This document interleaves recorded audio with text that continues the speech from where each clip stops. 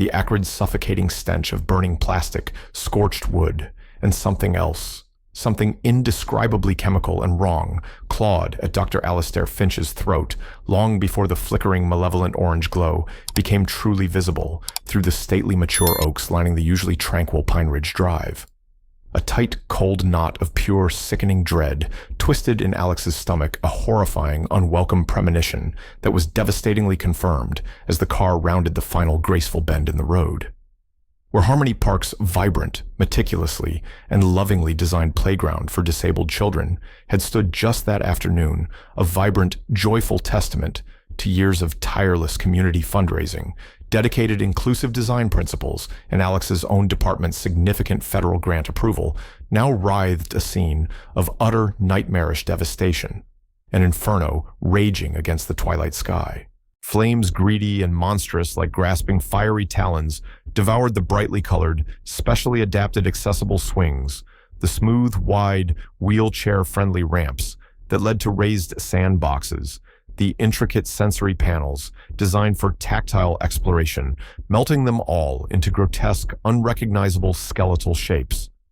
The air was thick, almost unbreathable, with dense, oily smoke, a choking, acrid pall that stung the eyes mercilessly and seared the lungs with every unwilling gasp, carrying on its foul current the heartbreaking, utterly desolate sound of a small child's inconsolable, terrified weeping. Alex slammed the car's gear shift into park, the vehicle lurching half onto the impeccably manicured curb of Willow Creek Estates, and was out and moving before the engine had even sputtered to a complete stop. The ingrained professional calm that usually defined the federal urban safety director shattering instantly into a million jagged pieces of raw, visceral fury and a profound, soul-deep grief. Parents, their faces pale and streaked with soot, illuminated by the ghastly dancing light of the blaze, huddled together in small, shocked, silent groups on the opposite side of the street, many holding their sobbing children tightly protectively. The piercing wail of approaching sirens grew rapidly louder, a mournful, urgent counterpoint to the incessant, hungry crackle and explosive roar of the fire consuming the cherished playground.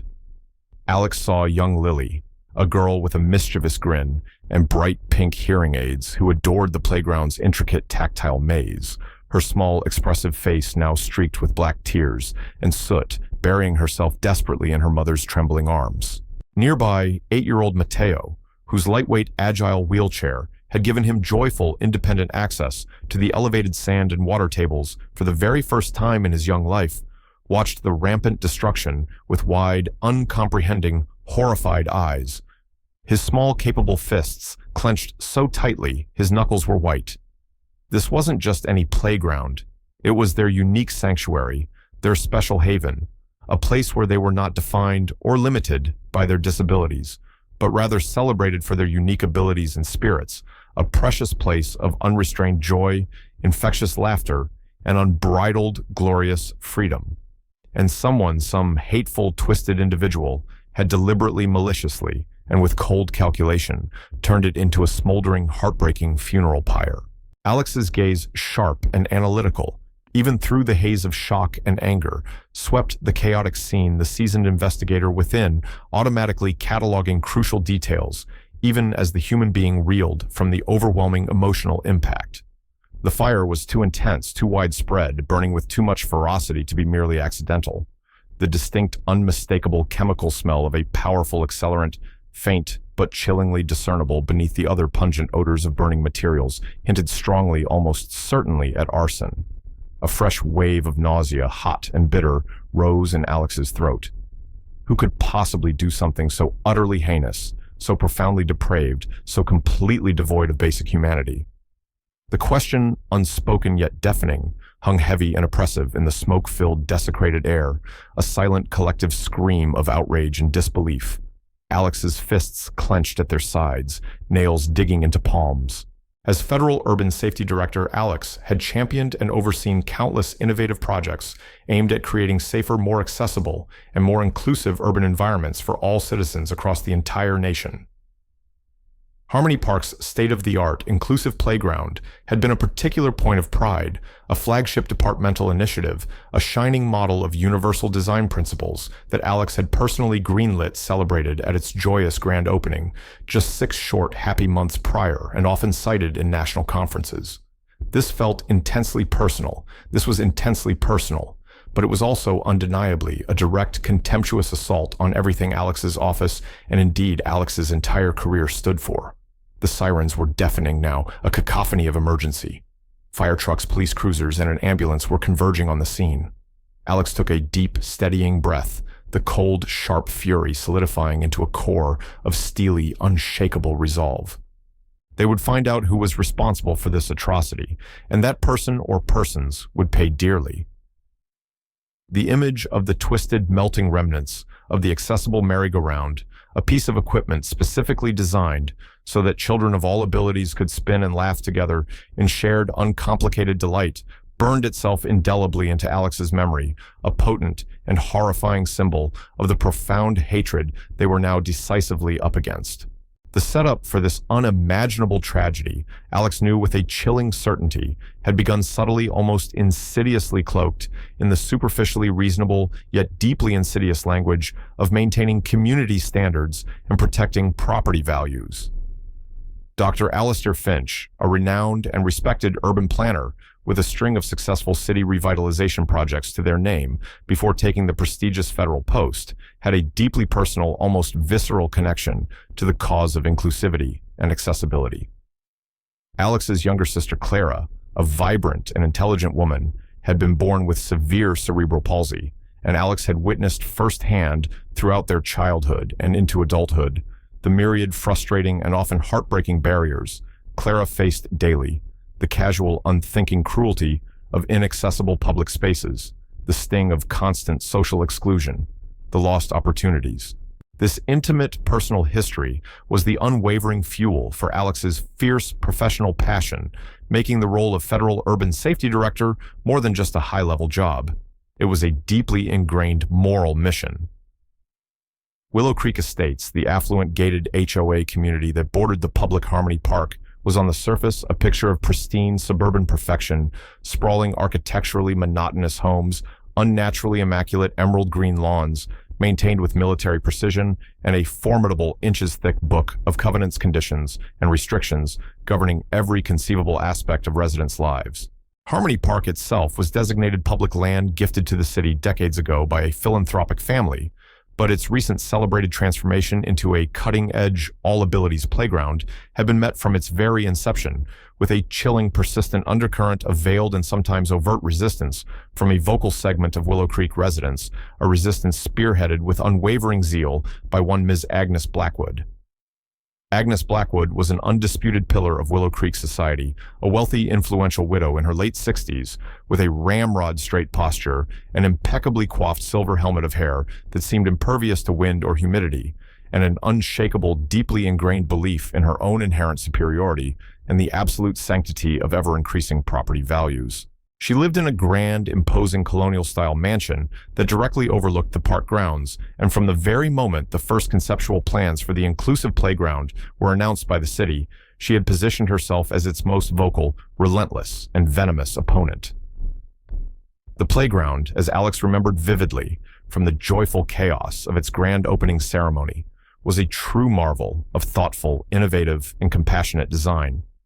It featured smooth, impact-absorbing, rubberized surfaces throughout for easy and safe wheelchair access, specially designed swings with high backs and secure safety harnesses for children with limited trunk control, raised garden beds at accessible heights allowing children with mobility challenges to engage in gardening, a designated quiet zone with a variety of sensory activities for autistic children or those needing a calm-down space, and braille signage on all key equipment. It had been built with palpable love, with countless dedicated volunteer hours from passionate parents, skilled therapists, and concerned community members, significantly augmented by a substantial federal matching grant from Alex's own department, a grant specifically aimed at promoting and replicating model inclusive recreational spaces across the country. For the children who needed it most, and for their grateful families, Harmony Park's new playground was nothing short of a dream, realized a beacon of hope and inclusion. For Agnes Blackwood, it was apparently an intolerable nightmare made manifest at her doorstep. The inciting incident, the first public declaration of open warfare by Agnes Blackwood against the playground, had occurred with memorable iciness at a packed, standing-room-only town hall meeting convened by the city council to discuss the final park design and address any lingering community concerns. Alex had attended that meeting not in any official federal capacity, but as an interested private citizen and a staunch supporter of the project, having been personally invited by the local parents' advocacy group that had championed the playground for years. Agnes Blackwood had risen slowly to the microphone, her demeanor radiating an air of regal displeasure, her voice, when she finally spoke, dripping with ill-concealed condescension and a thinly veiled, almost palpable disgust. While one can certainly appreciate the, shall we say, sentimentality behind this rather ambitious project, she begun her gaze, sweeping disdainfully over the hopeful, anxious faces of the parents of disabled children seated in the front rows of the audience. We, the long-standing, tax-paying residents of Willow Creek Estates, must consider the undeniable practical realities. Such a specialized facility inevitably attracting certain elements from outside our immediate, well-regulated community will invariably and significantly lower property values in our esteemed Willow Creek neighborhood. It will, without question, become an unsightly blight, a magnet for unwelcome noise, increased traffic, and potential disruption to our peaceful way of life. Is this truly the best, most prudent use of valuable public land directly adjacent to our exclusive high-value properties? The deliberately chosen derogatory term, certain elements, hung heavy and poisonous in the suddenly chilled air, its ugly discriminatory implication unambiguous and deeply offensive. Alex had watched heartsick as the faces of the parents visibly fell their initial expressions of hope and excitement, curdling instantly into looks of profound anger, deep hurt, and weary frustration. Several had attempted to speak to eloquently explain the profound unmet need for such a playground in their city, the immeasurable joy and developmental benefits it would bring to their children. But Agnes had cut them off with an imperious wave of her hand, launching into a lengthy, self-righteous tirade about the critical importance of maintaining community aesthetics, protecting significant financial investments, and upholding the exclusive character of Willow Creek Estates. That night, with chilling clarity, the battle lines had been irrevocably drawn. Agnes Blackwood was not just a typical NIMBY, not-in-my-backyard protester. She was a formidable, deeply entrenched adversary, armed with considerable wealth, significant influence within the powerful Willow Creek HOA, and a cold, unyielding, and deeply ingrained prejudice.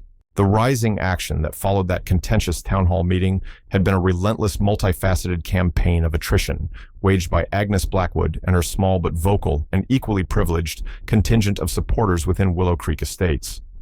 She orchestrated the distribution of glossy, professionally printed flyers throughout her neighborhood, and beyond flyers, filled with carefully crafted misinformation, outright lies, and fear-mongering rhetoric claiming the playground would be inherently unsafe, attract criminal activity, become a constant source of litter and vandalism, and ultimately become a significant ongoing financial burden on all local taxpayers, conveniently omitting any mention of the substantial federal grant and the extensive private fundraising that had already covered all construction and initial maintenance costs. She organized exclusive invitation-only HOA meetings within Willow Creek to rally opposition her language and accusations, becoming increasingly inflammatory and discriminatory with each gathering. Then came the first truly shocking event that signaled a dangerous escalation, an act of direct personal intimidation.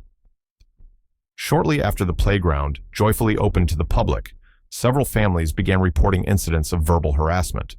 Agnes Blackwood herself, or individuals clearly associated with her, would often stand just inside the perimeter fence of Willow Creek Estates, overlooking the park, making loud, disparaging, and deeply hurtful comments about the disabled children playing about their parents or about the playground equipment itself.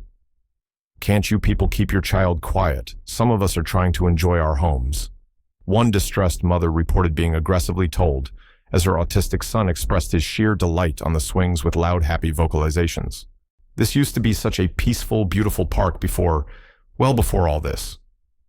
The playground's beautiful, artistically designed welcome sign, hand-painted with vibrant colors by local high school art students, was maliciously defaced overnight with crude, hateful graffiti, "Eyesore, go away, not welcome." Alex, hearing these deeply disturbing reports through the increasingly anxious parents' advocacy group, had strongly advised them to meticulously document every single incident, no matter how seemingly minor, and to report all harassment and vandalism to the local police immediately. However, the harassment was often cleverly subtle, designed to wound without crossing obvious legal lines, and the vandalism was frustratingly untraceable, allowing Agnes to maintain a thin veneer of plausible deniability. She was cunning, always seeming to stay just within the blurry, ill-defined lines of acceptable, if unpleasant, civic discourse.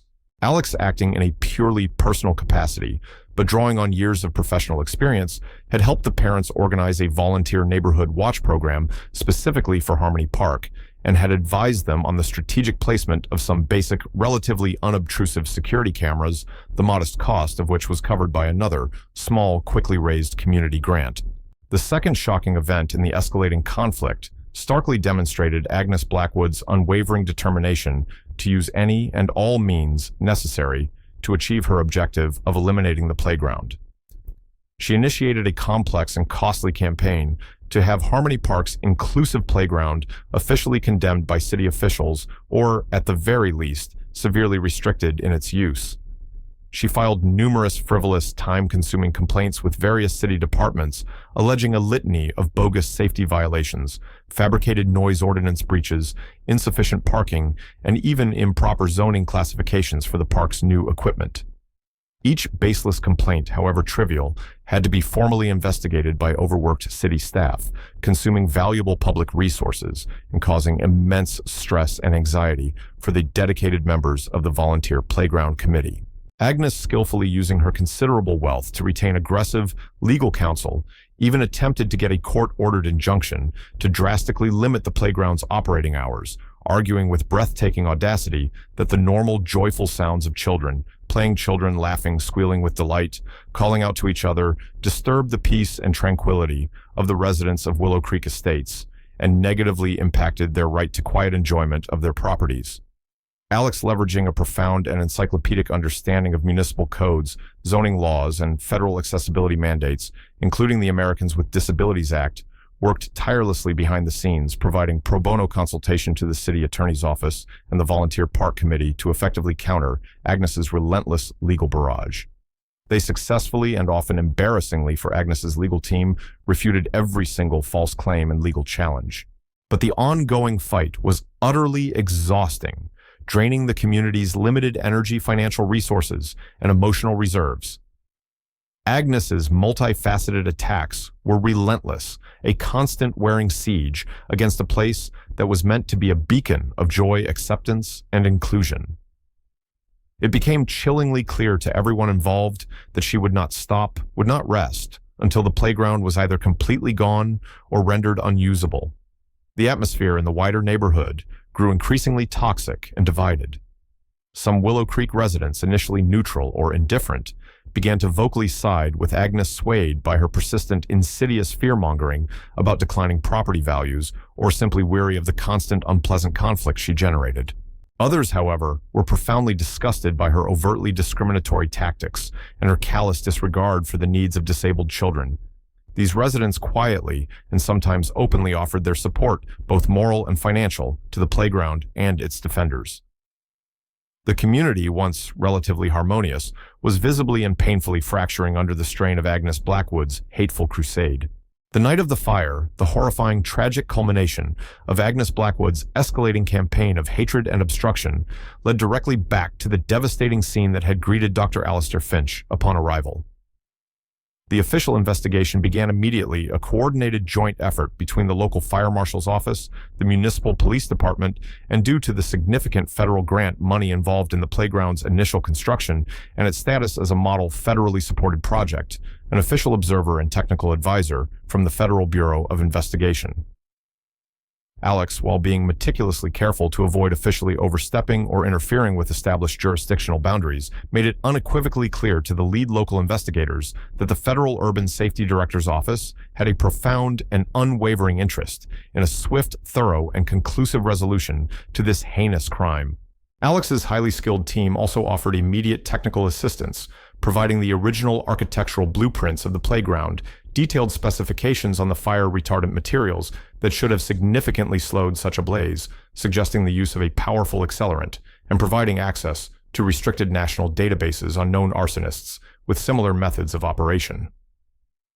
Suspicion unspoken but palpable in every briefing room and at every burnt-out scene examination immediately and overwhelmingly fell upon Agnes Blackwood. Her very public, long-standing, and venomous animosity towards the playground was extensively documented and widely known throughout the city. But suspicion, however strong, was not proof. Agnes, when initially questioned by detectives, was the absolute picture of shocked, aggrieved innocence, expressing her deep and profound dismay at the terrible, tragic accident that had befallen the park. She even, with breathtaking audacity, made a small token public donation towards the rebuilding efforts, a gesture so transparently false and self-serving it was almost comical to those who knew her true feelings. She presented for the night of the fire what appeared to be a cast-iron alibi, an intimate dinner party held at her lavish Willow Creek home, attended by several prominent and influential Willow Creek residents, all of whom readily and consistently corroborated her story that she had been present with them the entire evening. The investigation, despite the intense pressure and public scrutiny, seemed to hit a frustrating, impenetrable wall. The specific type of accelerant used, while potent, was unfortunately common and easily obtainable. There were maddeningly no direct eyewitnesses to the arson itself, which had clearly occurred in the dead of night, under the cover of darkness. The few basic security cameras the parents' group had managed to install after the earlier incidents of vandalism had been either expertly disabled prior to the fire or completely destroyed in the intense heat of the blaze. Days of painstaking investigation turned into a frustrating week then too. Public frustration and anger mounted. The families of the disabled children who had so loved and depended on Harmony Park were utterly devastated, their hard-won precious sanctuary reduced to a black and twisted, heartbreaking ruin. Alex felt the immense crushing weight of their collective grief, their simmering anger, their rapidly fading hope for justice. Alex spent countless sleepless hours personally reviewing every page of the case files, poring over crime scene photographs, talking daily with the lead investigators, and repeatedly walking the cordoned-off perimeter of the ruined park, meticulously searching for any missed clue, any overlooked detail, any anomaly that might crack the case open. Then came the pivotal midpoint twist, a crucial, unexpected breakthrough from a highly unlikely and initially reluctant source. One of Agnes Blackwood's own carefully selected dinner party guests, a quiet, rather timid elderly woman named Mrs. Eleanor Gable, who had always seemed visibly intimidated by Agnes's forceful personality, contacted the lead police detective anonymously at first, then after some gentle reassurance agreed to speak on the record. Her conscience, she explained, was weighing heavily on her. Mrs. Gable revealed with considerable nervousness that Agnes Blackwood had in fact conspicuously left her own dinner party for a period of nearly an hour on the night of the fire, claiming a sudden debilitating migraine that required her to rest in her darkened bedroom. Agnes had returned to her guests looking unusually flustered and agitated, her expensive silk clothing smelling faintly but distinctly of smoke, an odor she had quickly and rather unconvincingly dismissed as lingering from her rarely used living room fireplace. At the time, Mrs. Gable, not wanting to cause any social awkwardness, hadn't thought much of it beyond a fleeting curiosity.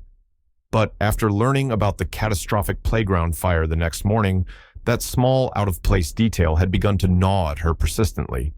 This new information, carefully corroborated, effectively shattered Agnes Blackwood's meticulously constructed alibi. But it still wasn't quite enough on its own to charge her directly with arson. The truly crucial game-changing piece of evidence came a few days later, delivered by an even more unexpected individual.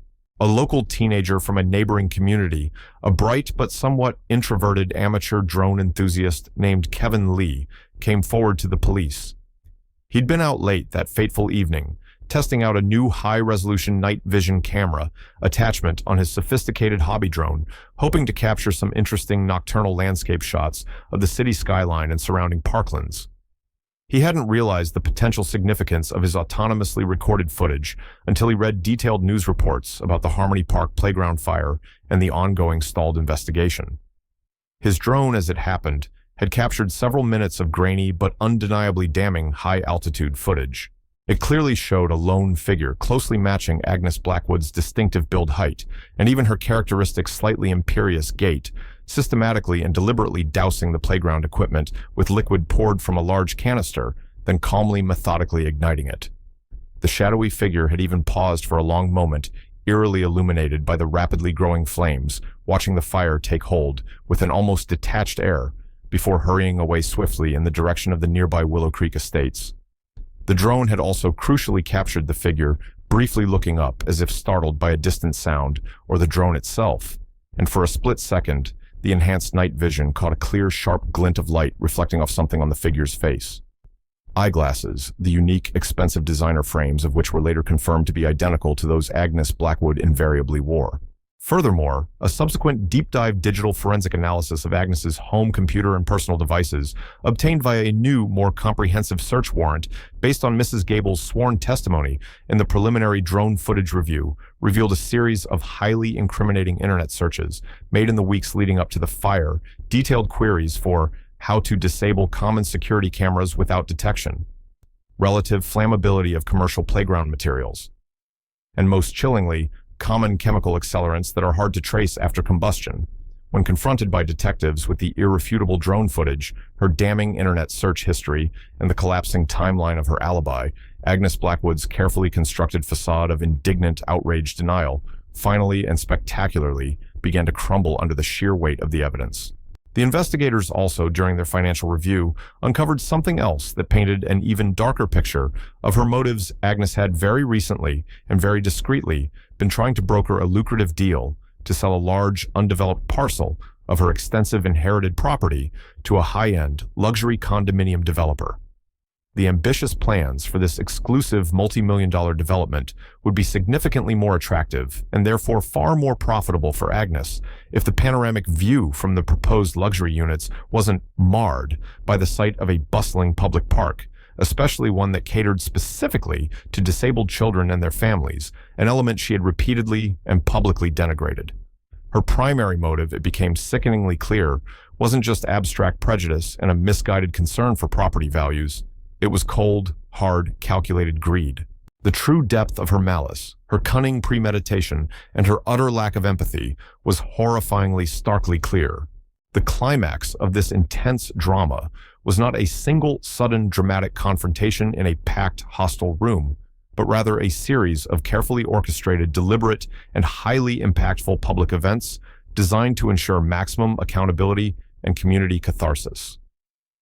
First, Dr. Alastair Finch, now acting in their full official capacity as Federal Urban Safety Director, convened a high-profile, widely publicized press conference standing alongside the local district attorney, the state fire marshal, and the chief of municipal police. The designated room at City Hall was packed wall-to-wall with journalists, photographers, and camera crews from every local and several national media outlets. Alex began by speaking eloquently and passionately about the fundamental societal importance of inclusive, safe public spaces, detailing the profound positive impact that Harmony Park's innovative playground had made on the lives of countless disabled children and their families in its short existence, and then describing the devastating, far-reaching loss caused by the malicious act of arson. Then the district attorney stepped to the podium and formally somberly announced the arrest earlier that morning of Ms. Agnes Blackwood. She was charged with multiple serious felonies, including aggravated arson, felony destruction of public property, reckless endangerment, and several conspiracy-related charges. The DA also stated that potential federal hate crime enhancements were being actively considered by his office in consultation with the Department of Justice, given the targeted nature of the crime. He meticulously outlined the key pieces of evidence that had led to the arrest: Mrs. Gable's courageous testimony, the irrefutable drone footage, the damning forensic computer analysis, and the clearly established financial motive related to her pending land deal. He then authorized the playing of a short, clear, and utterly chilling segment of the drone footage showing the shadowy figure methodically setting the blaze that destroyed the children's sanctuary. A collective audible gasp of horror and disbelief went through the crowded room. Agnes Blackwood's recently taken booking photo, her face, a tight, unrepentant mask of cold, disdainful fury, was displayed on a large screen behind the speakers. The image was stark, a shocking and dramatic fall from grace for the once powerful, untouchable HOA doyenne. Several parents of the children who had cherished and benefited from the playground were present at the press conference, invited personally by Alex to represent the victims.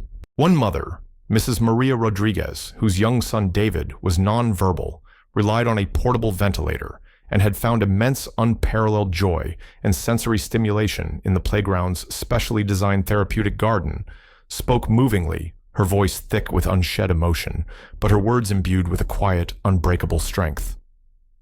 Miss Blackwood didn't just burn down treated wood recycled plastic and reinforced steel. She said, tears streaming unchecked down her face, her husband's supportive arm around her shoulders. She burned down our children's precious dreams. She tried to burn down their fragile hope, their one place of true belonging. But she will not succeed.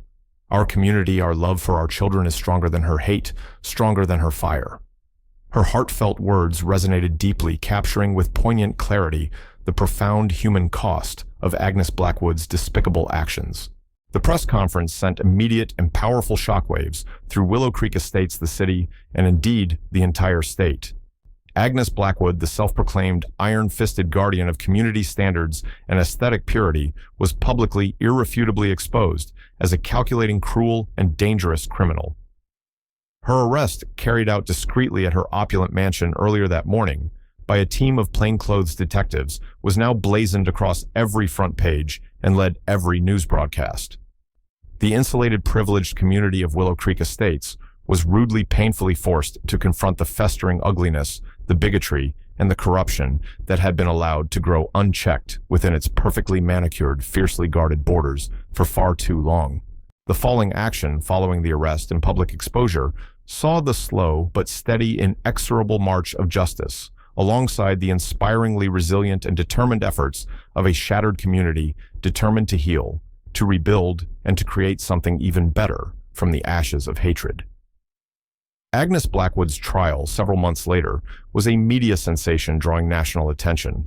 Her high-powered, expensive legal team tried every conceivable tactic to discredit the prosecution's evidence, to character assassinate the witnesses, and to paint Agnes herself as a misunderstood benefactor, a pillar of the community unfairly targeted and scapegoated due to her strong opinions. But the crystal-clear drone footage was irrefutable. Mrs. Gable's quiet, dignified testimony was unwavering and deeply compelling, and the meticulously documented financial motive painted a clear picture of calculated greed. The jury, after several days of deliberation, returned a unanimous verdict. Agnes Blackwood was found guilty on all major counts.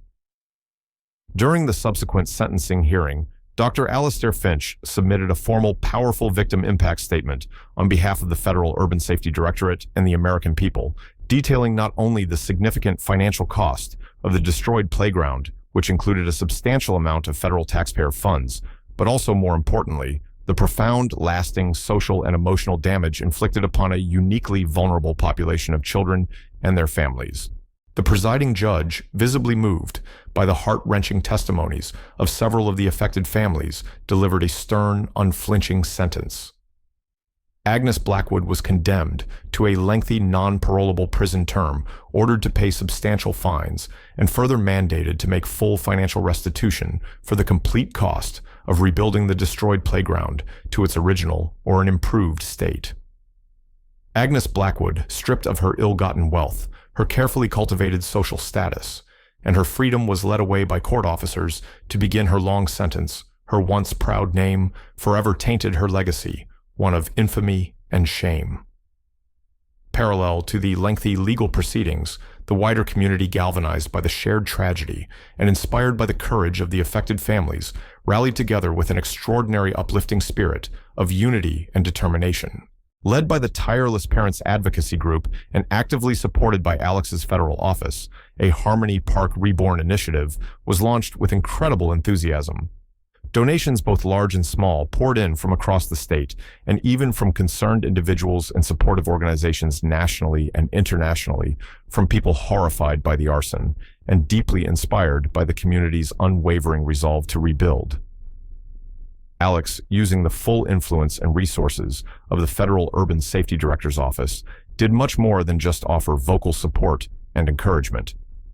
Alex personally fast-tracked new federal grant applications for the Harmony Park rebuilding project and strategically leveraged the intense national media attention focused on the Harmony Park case to powerfully highlight the critical, often overlooked nationwide need for more inclusive, safe, and secure recreational spaces for people of all abilities.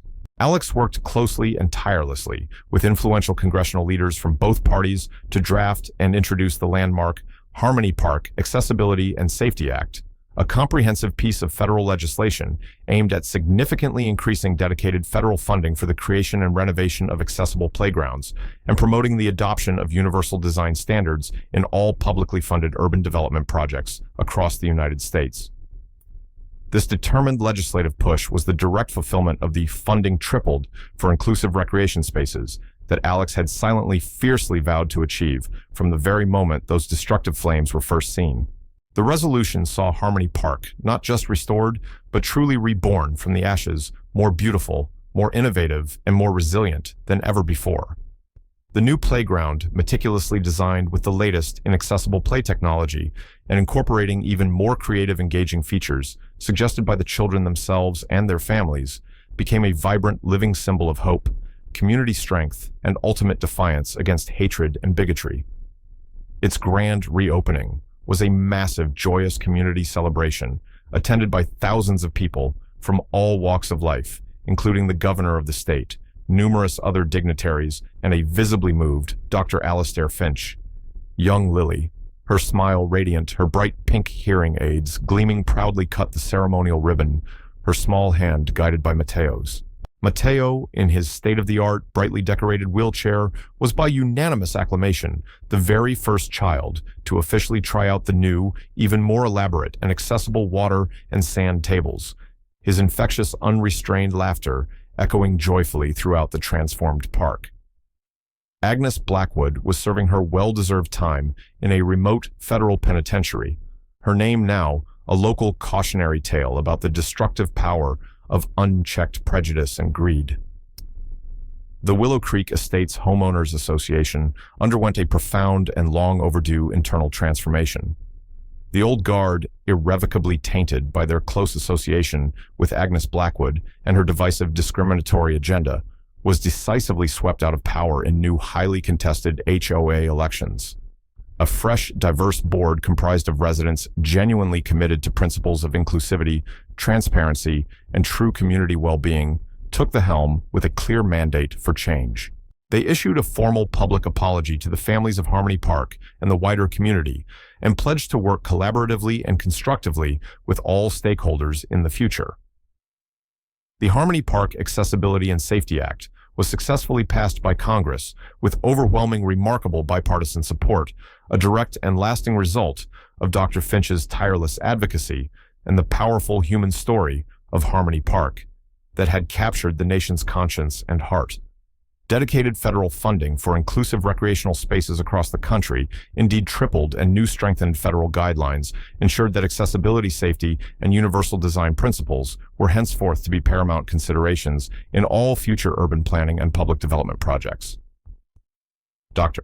Alastair Finch stood quietly at the edge of the newly bustling, joyfully noisy, and wonderfully reborn Harmony Park, watching children of all abilities play, learn, and grow.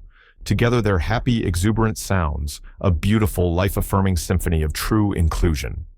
The acrid, painful smell of smoke and devastation was long gone, completely vanquished, replaced now by the sweet, fresh scent of newly laid mulch, the fragrance of thousands of brightly blooming flowers planted by volunteers, and the faint, cheerful aroma of popcorn and cotton candy drifting from a nearby community vendor's cart. The fight had been intensely arduous, the initial devastation almost unbearably profound. But from those bitter ashes, something undeniably stronger, infinitely more beautiful, and far more reaching in its positive impact had triumphantly emerged. It stood as a powerful living testament to the incredible resilience of the human spirit, the profound transformative power of a united community, and the unwavering essential belief that every single child, regardless of ability or background, deserves a safe, welcoming, and joyful place to play, to dream, and to simply wonderfully be.